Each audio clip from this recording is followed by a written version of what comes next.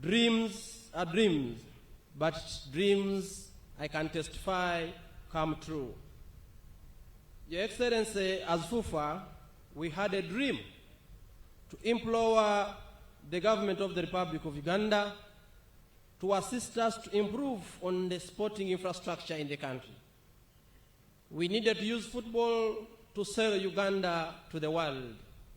We needed football to be looked at more than just a sport. We realized that one of the things we would do is to host Africa in East Africa for the first time. And we also realized that we could not do it alone because it would be an enormous cost in terms of time and resources.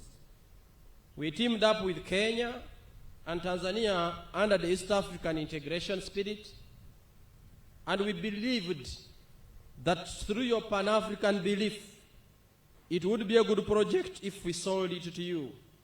And as a federation, we reached out to you, Your Excellency, through our minister, that we needed the government to sign guarantees before we could host CAF as the requirements of the regulations of CAF. Mzee, like it has always been, you did not tire of us, you welcomed us, and you allowed us to go and submit the bid. We went as a delegation that was headed by the Deputy Speaker of Parliament of Uganda and other government dignitaries to Cairo with a dream that Africa would accept Africa to come here in the biggest sporting competition on the African soil, and that's the Africa Cup of Nations.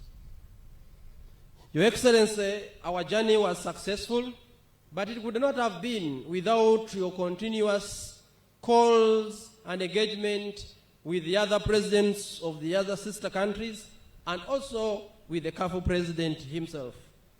The country deserves to know your personal effort in ensuring that we are here. We wouldn't have been here without your personal input.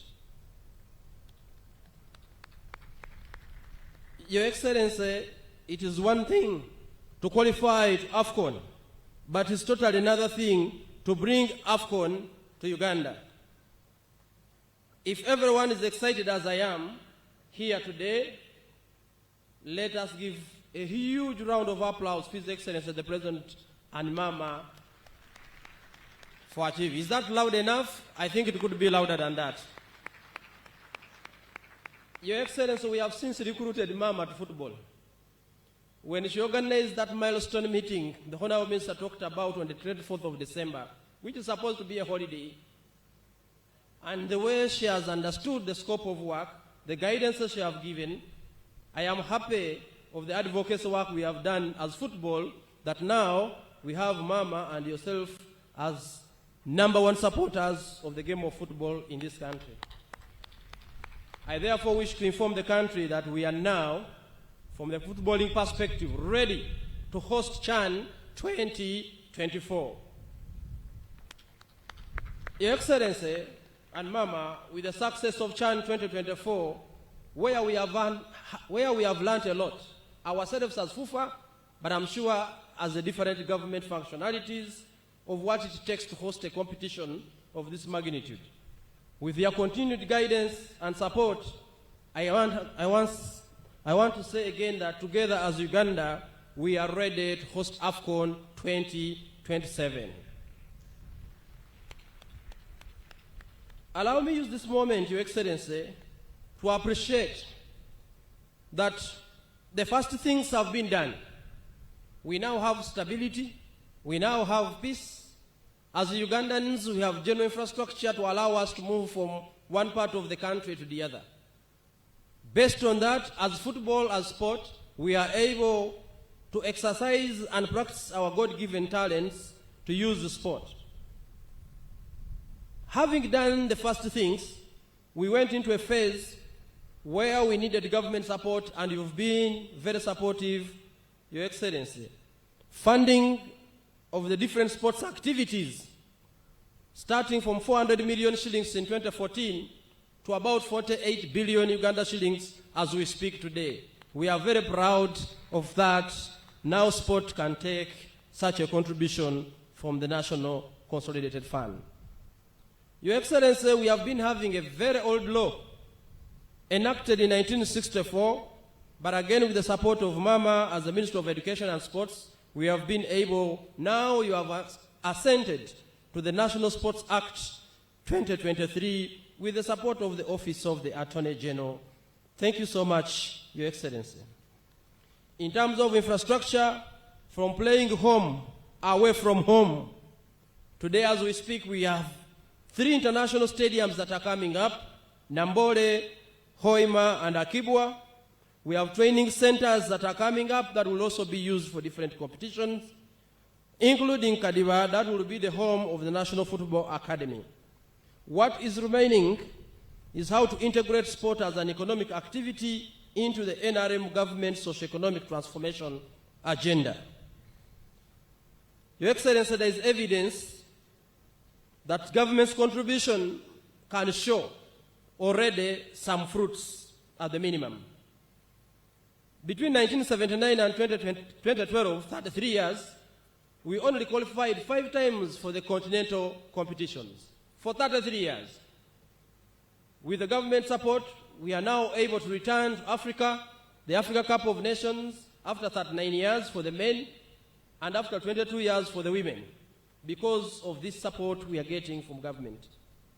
We've been able to qualify in the last 12 years, as we speak, for 19 continental finals now, including 1 World Cup for the first time ever. We cannot thank government enough, and sport and football in particular will continue to make sure that our country benefits from this God-given talent to our children.